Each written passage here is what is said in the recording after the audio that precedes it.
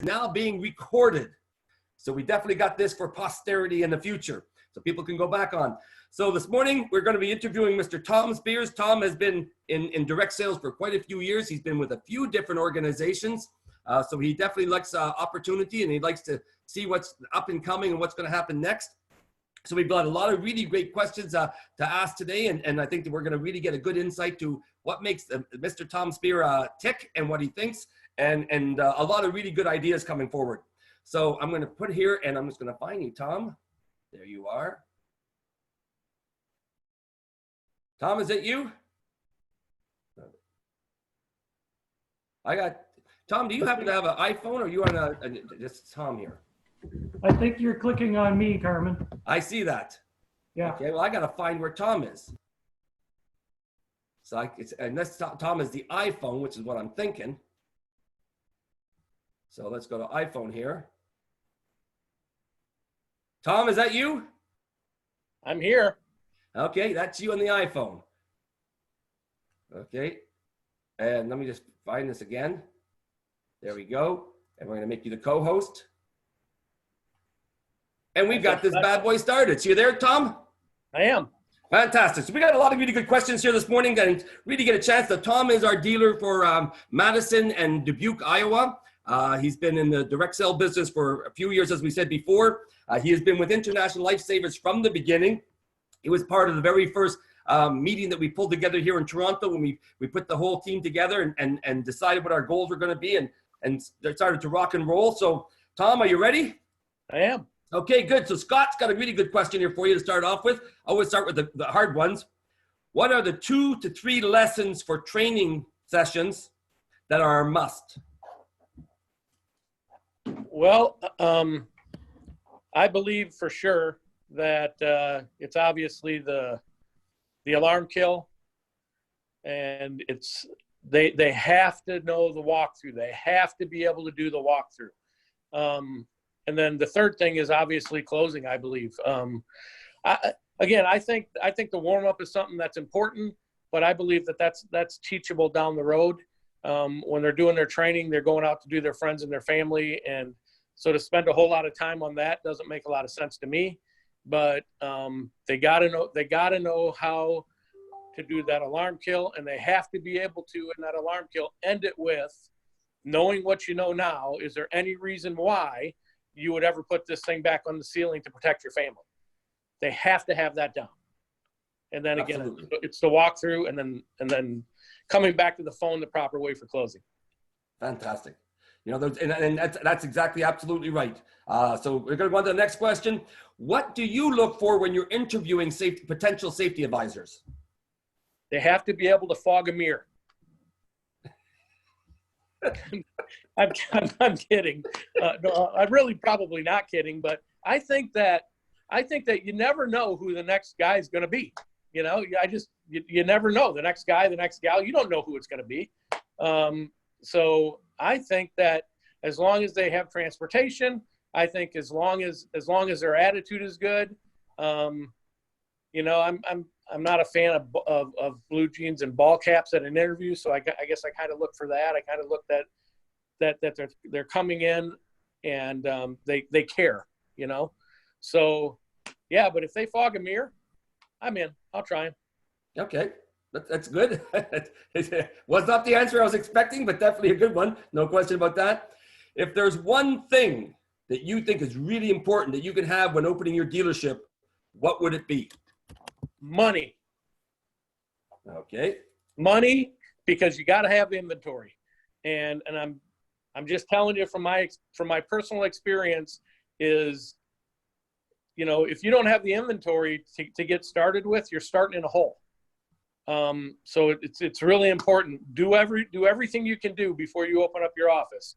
As an advisor, as a sales manager, put your cash flow together, get your inventory ordered, and from that point, with all the help that you get from GHS, from all the help that you get from Carmen, and from Bruce and April, all of them, Jeff, anybody, keep your eyes and your ears open, and don't be afraid to learn.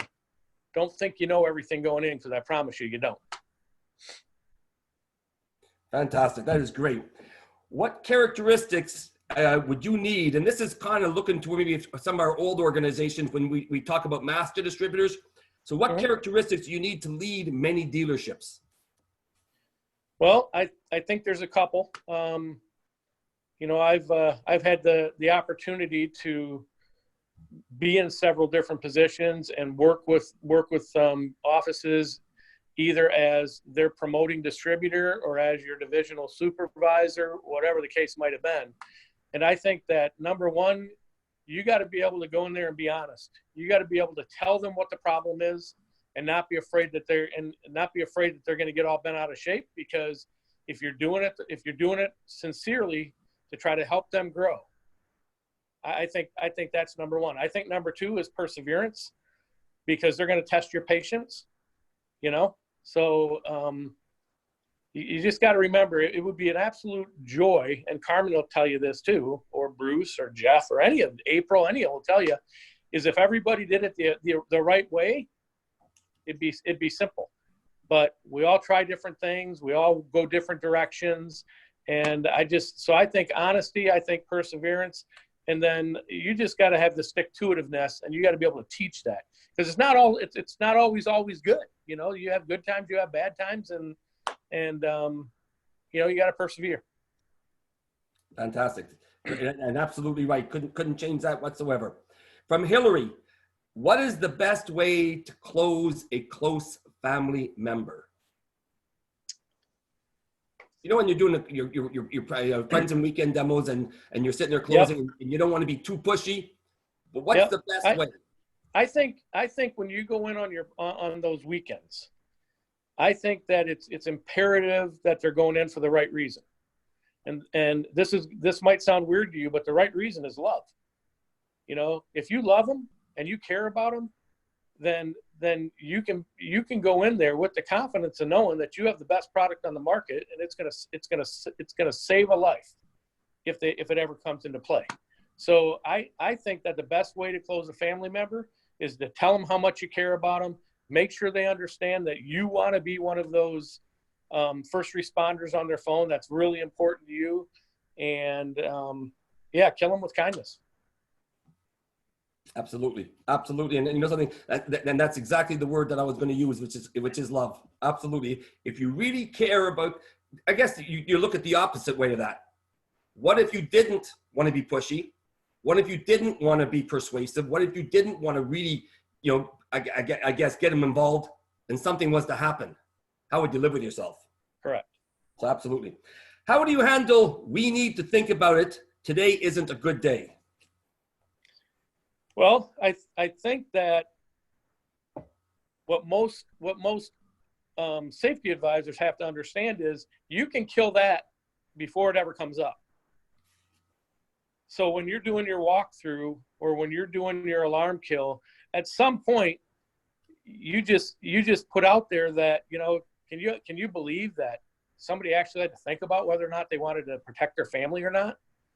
And if you get that out in the demo, that question is a different question at the end, because most of the I want to think about it isn't the true objection.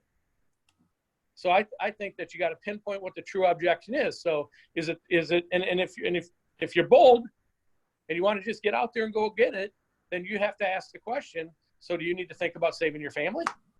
And shut up and let them think about it. If it's a true money issue, you guys all know that we can take care of that. I mean, we can, if it's not good today, you know, if I came back 6 months from now, would I have to do the whole presentation all over again? Or would I just be able to come out and install it? And if they say no, we wouldn't have to, you wouldn't have to do the whole demo. We'd get it. Okay, then, you know, we got plans for that. So it's setting the seeds for that along the way, so that I want to think about a question. Just remember, all it is an excuse. It's not the true objection. You've got to find out what the true objection is. Fantastic. And it's absolutely perfect. What do you believe are the keys to success in this business? Well, I think I said them before, but look, as a new person going out, I think it's just really, really important that you keep your eyes and your ears open and you're willing to listen. You know, we've all had as dealers, we've all had a safety advisor that, you know, started off quick and just killed it for the first 2 weeks. And then as soon as they've had some major objections and they're done with their family and they're done with their friends, you know what happens. They go into that little sophomore slump. And I think a dealer does the same thing. I think as you go into this, I think it's really important that the first thing that you do is you listen. And you listen, and the second thing you do, or maybe the first thing you do is ask questions. The second thing you do is listen. Don't ask if you don't want to hear the truth. And the second thing is just understand that this is all about one thing. This is all about demos. That's it. It's not about sales, because if you do enough demos, the sales are going to come anyway. So what you got to do is get really, really, really, really good at putting appointments on the book. Absolutely. That's perfect. Sue Jenna wants to know, in trying times like these, what's going on in your mind? I want to kill the guy that ate the bat. There's that time. Yeah, you know, I had a good talk with April yesterday. I was having a rough day yesterday, and I had a good talk with April, and I think that it's all going to come around. You know, it's all going to work itself out, and you got to talk to people. If you got if you got stinking thinking going on in your head, that's not going to do anything but cause you more grief and more worry. So I think, Sue Jenna, I think that the most important thing to do is have faith. You know, have faith. I'm a church going guy. I might not act like it sometimes, but I believe, and I believe that he never gives you more than you can't handle. And I truly believe that. So, yeah. Fantastic. Also from Sue, if you were a new dealer and could open anywhere, where would it be and why? Well, you know, my philosophy about this has changed since I got with GHS. Back in the day, we always thought that the best place to open was the rural community. And that's where I'm from. I'm from the Midwest. So the organizations that we've built over the years were because of farmers, you know. Now, today, I believe you got to have more population. And to me, if somebody would have said to me 10 years ago, I think you should go open in Chicago, I would have told them they were out of their mind. I don't want to deal with that. But I think today, probably the one spot that I would open would be Regina. Regina's going to have like 12 offices. Yeah, I like Regina. No doubt, no doubt, no doubt. Okay, from April, what made you decide to switch to GHS? I'll tell you, this was pretty simple, actually. Chris Putnam. Poop. You want to go poop? Chris Putnam.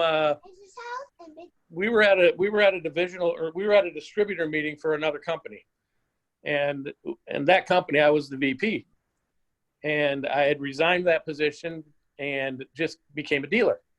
And at that meeting, Chris Putnam said, you know, I talked to Bruce and Carmen Glenn about this other product, and I think that maybe I'm not going to do it right now, but I think maybe you might be interested in it. So I called Carmen, who I kind of knew, didn't really know him personally, but knew him enough that we worked together for a short period of time with Filter Queen, and asked him what was going on, and he invited me to come up to a meeting up in Toronto. And I went up to that meeting in Toronto, and I swear to God, this is the reason I joined GHS. I watched David Carter do that demo, and the demo to me was fascinating. But when he brought up the first responder program, I was in. There was no thought about it. I just looked at that program as why would somebody not want to help their friends? And that's all I really knew. I just watched that program, and we signed up that day. So Fantastic. You know, that's awesome. Absolutely awesome. Now, you and Deb have been married since 2007, so that's 13 years. You Yeah, both have- make sure that it's Deb and not Derek. I'm not married to Derek. I'm married to Deb. That's what I said, Deb. Okay. Okay. How many grandkids between you guys do you have right now? Well, Can you remember? yeah, we have 14. And my oldest one, who's a step grandchild, but he turned 18 today. And that goes all the way down to 3 months old. Fantastic. So Well, happy birthday to your oldest one. Yeah, 13. Boy, a Christmas must be a lot of fun shopping for that. I hate Christmas. I mean, I love Christmas for what it stands for, but I hate Christmas when it comes to shopping. Okay, good. Here's a really good question from April. Would you rather start over again knowing what you know now, or take what you know now and dominate? Oh, I wouldn't want to start over. So I would, I'm too old to do that. I would take what I know now, April, and I would try to dominate with that, for sure. Okay, awesome. If you had to build one office and they all had their own departments, would you choose from the International Lifesavers? This may be a loaded question. Who would you choose from the International Lifesavers to be your sales manager? Carmen Glenn. Okay. Your lead manager?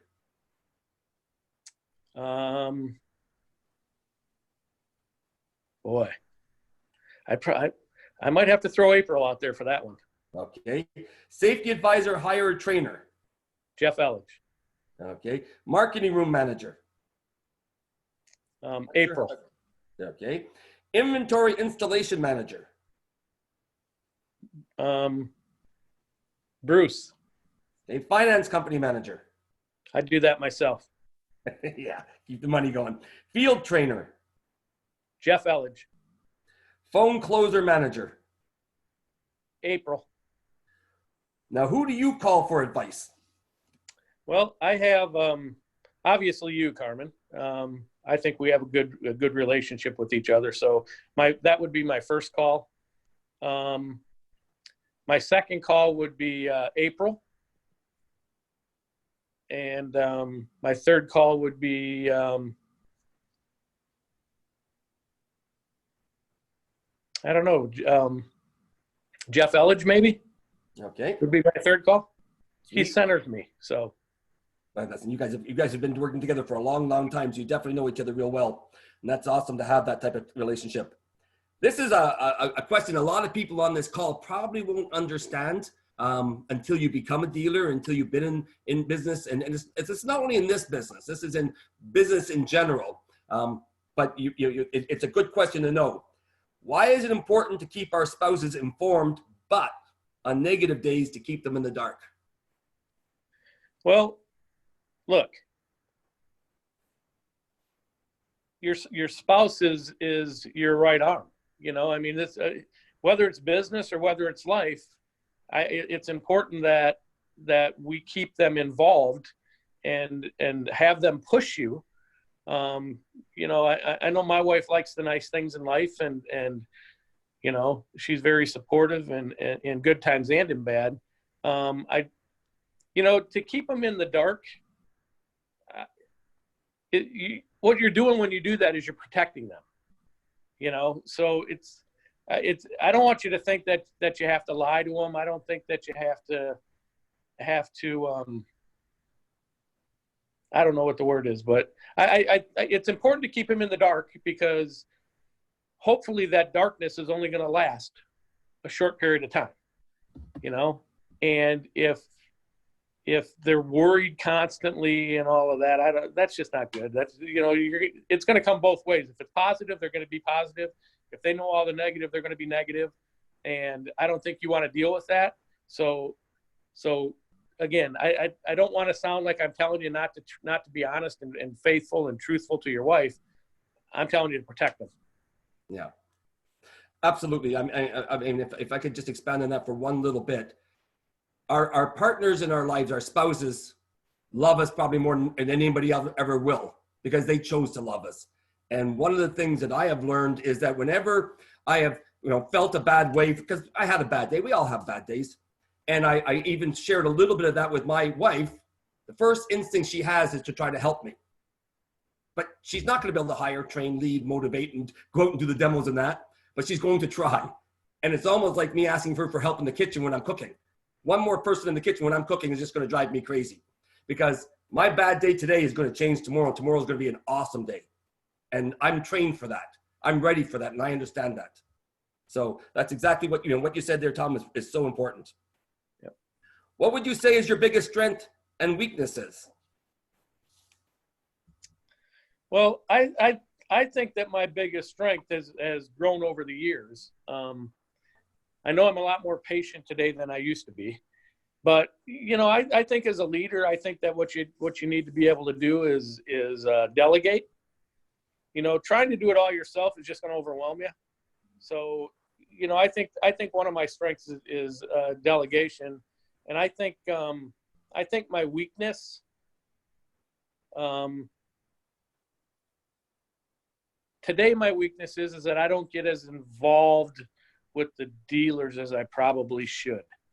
I don't mean the dealers, I mean the sales reps, as I probably should. A lot of that falls on Jeff, dealing with them on a daily basis, and I only get involved in that when he says, look, you need to come up and do a meeting for me. Otherwise, it's pretty much they get to do it. So, so that would probably be my biggest weakness, is I've kind of backed off of the sales rep thing a little bit. That's some good, honest questions. I was asked to ask you, what was the very first contest you ever won? That's coming from April. When I first got in the business, I started in Dubuque, Iowa 30 years ago. And like 3 days after I started, they had a sales contest. So we went up to Lancaster, or not Lancaster, I'm sorry, whatever the town was up in Wisconsin. And I walked in there, and there were probably 70 sales reps there. He had 10 offices at that time, and they put up a trip for Cancun or Acapulco or something. And I can tell you, I sat there in that chair and I thought, as a brand new guy, I'll never win that. There's no way. I'm not good enough. I don't know enough about it.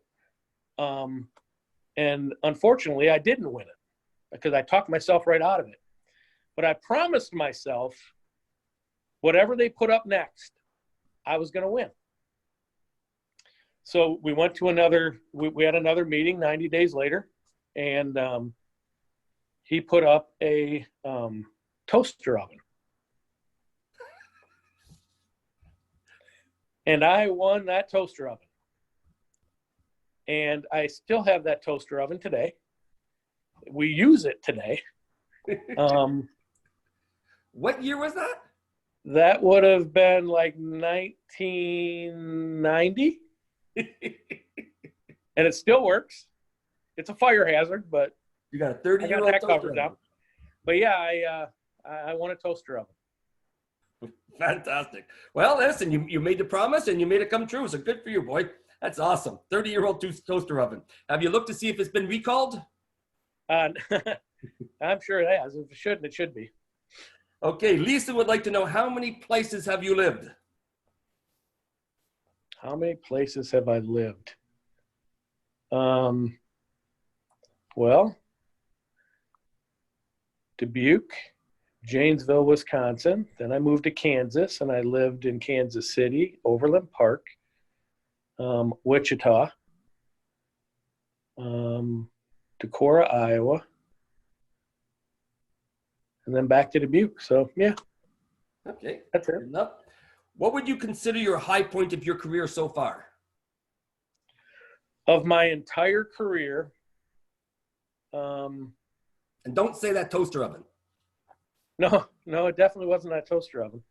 I don't know. I in 91 and 92, I was out of Janesville, Wisconsin. I was the number one rep in North America, or number one distributor in North America. So yeah, that, but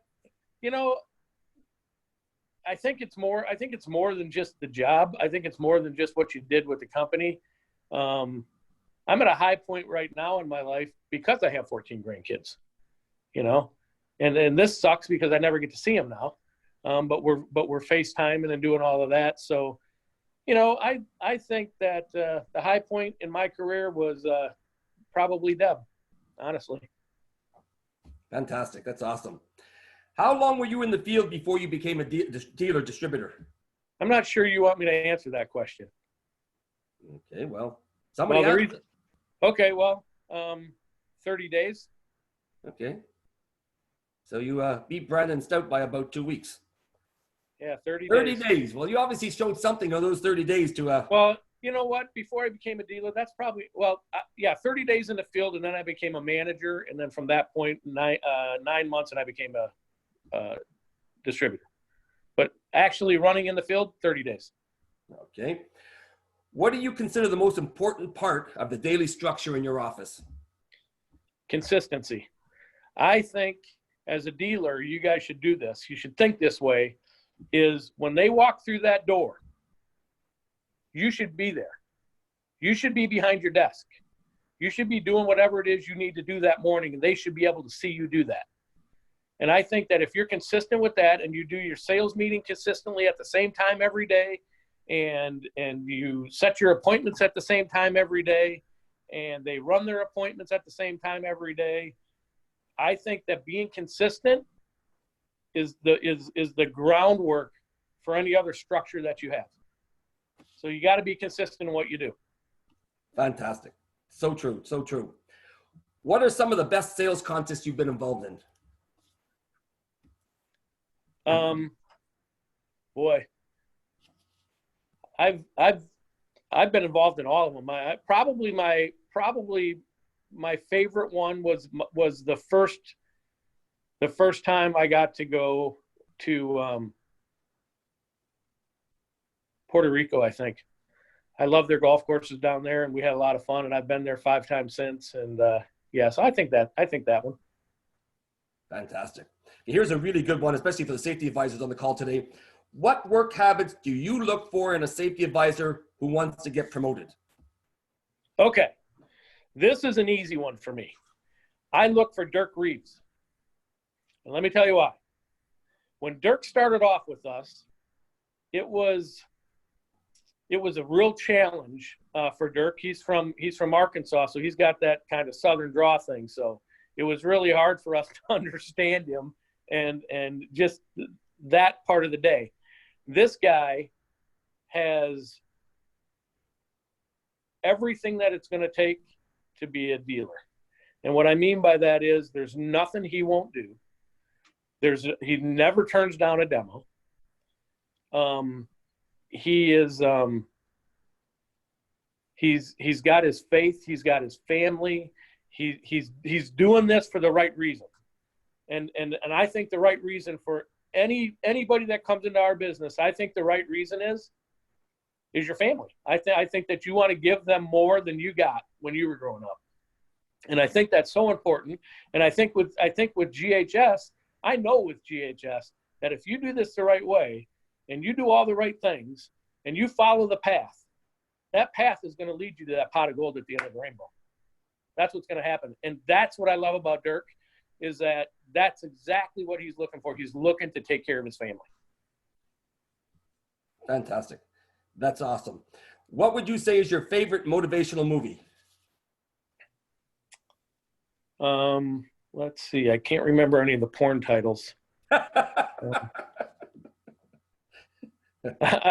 was kidding. To me, it's Hoosiers.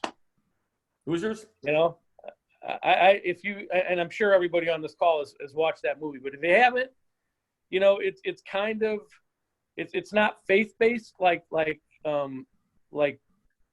what's one I just watched yesterday. Yeah, Facing the Giants. But it's got a lot of those same lessons. It's got a lot of those same, the little guy's going to overcome, you know? And I think that, yeah, that's my favorite. Okay. What would you say are the 2 most important things to accomplish during training new safety advisors? Well, I think we covered that earlier, so I'm going to cover that one. What would you say is your favorite motivational book?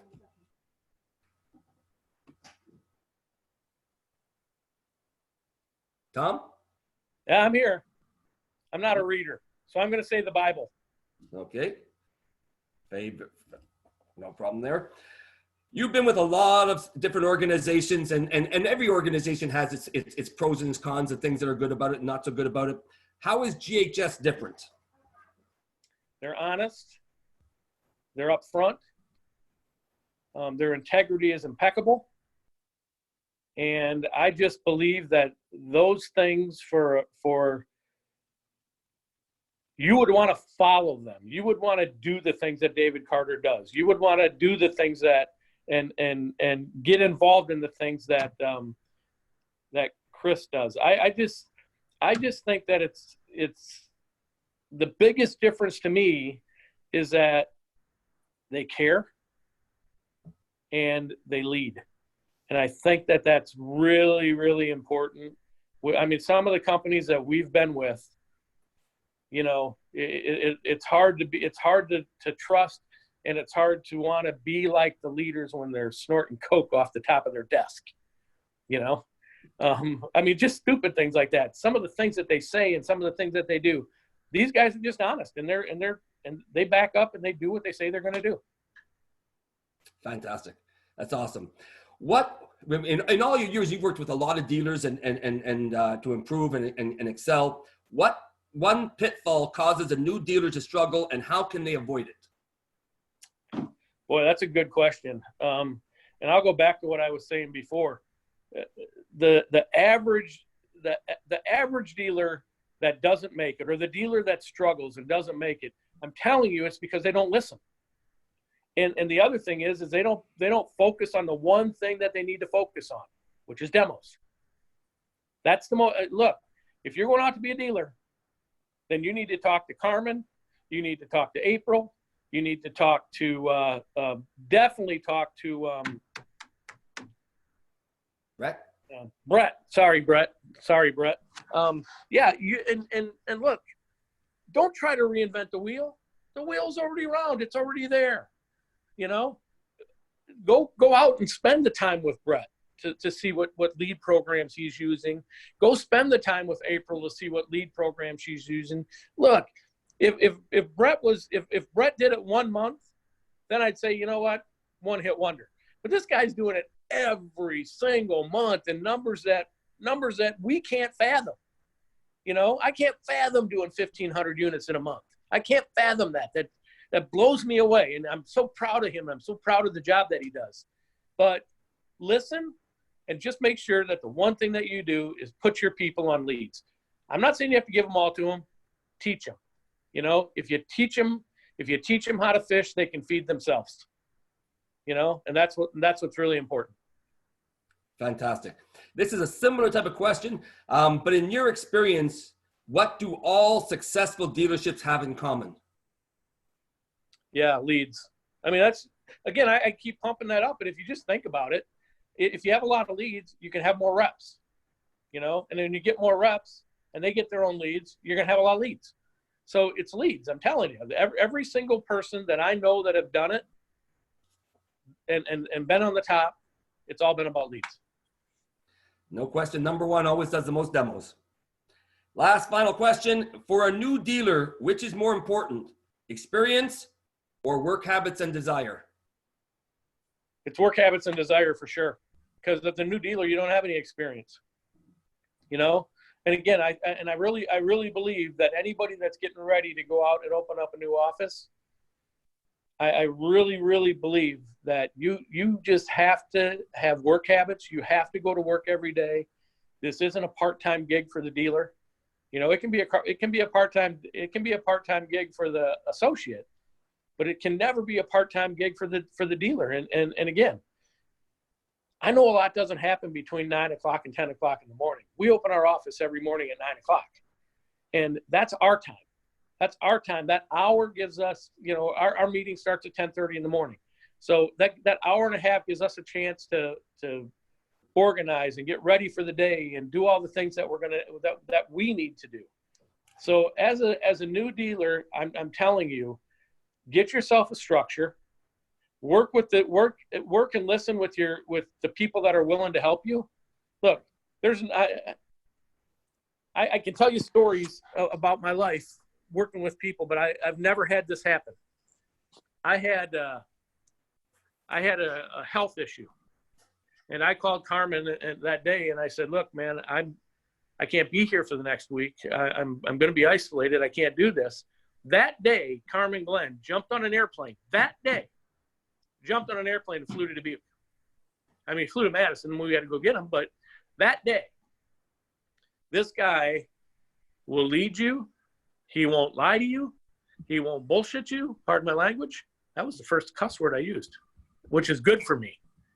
But he's the guy that you want to lead. And you know what? There's a bunch of good guys in GHS, and I love David Carter, and I think Chris Roberts is amazing. But if I had to pick a leader in this company and the one that's going to make this company grow, you're looking at him. That's Carmen Glenn. I'm telling you. So you're really lucky as a new dealer to have this guy on your team. And I guess the other thing, just listen. I'm telling you, just don't be bullheaded. Don't think you can do it better. You know, don't try to reinvent the wheel. I just think it's really important that you listen and you have good work habits. So. Fantastic, Tom. Well, listen, I really appreciate everything today. You've been honest, you've been engaging, and you've definitely given a lot of really, really good ideas and thoughts to everybody. I'm sure there's going to be a lot of people thinking a whole lot about a lot of the things that you covered today. So that's absolutely awesome. Is there any final thing that you would like to say to the team before we finish the call today? Well, again, I think that as an organization, the International Lifesavers have a couple great leaders. And one of those leaders, obviously, is Carmen. One of those leaders is Brett, for sure. And I haven't been to his office yet, but I'm going to remedy that. I'm going out to find out what this guy's doing, and I'm going to go try to mimic it. Jeff Elledge always tells me that if he watches what somebody else does, he can mimic that. He can do that. He can get that into his own head, you know, and try to work it that way. I just think that you guys, as new people getting ready to go out, from a guy that's got 30 years experience, I can tell you, anything I do, I stole. I stole it from somebody else. I'm not smart enough to figure it out by myself. And I think that's a strength of mine, because if I tried to go out and do it all on my own and do some of the stupid ideas that run through my head, number one, I'd be in jail. And I definitely wouldn't still be in the business 30 years later.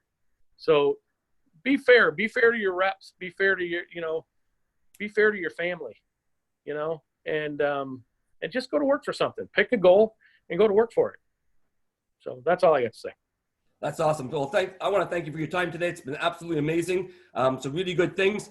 So I just want to go over a couple of things right now, just to let everybody know, with a lot of help, and I'd say probably the majority of the help of Mr. Derek Keen's, International Lifesavers is putting together a YouTube page. And I'll see if I can't give you a quick little look of what it's going to look like. Let's see if we can add the image here. There it is. And so that'll give you a little bit of an idea of what this page is going to look like.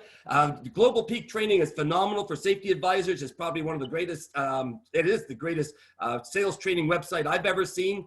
But this YouTube page is going to be a private page that we're putting together, is for sales managers and dealers. And it's going to go over all those been hiring, training, leads, motivating, and all the different parts of structure. What should a crew leader do? So Derek is doing an awesome job of putting that page together. So we're getting that done with the YouTube channel. Today's contest, and everybody seems to be talking about this book that Brett Granger loves, is called Relentless by Tim S. Grover. It's a hardcover copy that we're giving away today. There's 3 questions that need to be answered. In what training video did David Carter say, "We need help in our company"? In what training video did David Carter say, "We need help in our company"? Number 2, what did April say a new dealer should concentrate on their first month? The 3 Ps. What are they? And number 3, what did April say a safety advisor needed to do to hit her level of success? And that same thing that they should do is the same thing a dealer should do to hit their level of success. So what did April say the safety advisor needed to do to hit their level of success, her level of success, both as a safety advisor and as a dealer? Let's rock and roll. Let's have a fantastic way. Tom, thank you very much. It was an awesome job today. Really, really good job. Thank you, everybody. Let's have a great, great day. And we'll talk to everybody real soon. And we'll talk to everybody Monday. Monday, we're going to have another awesome call. Thanks, guys and girls.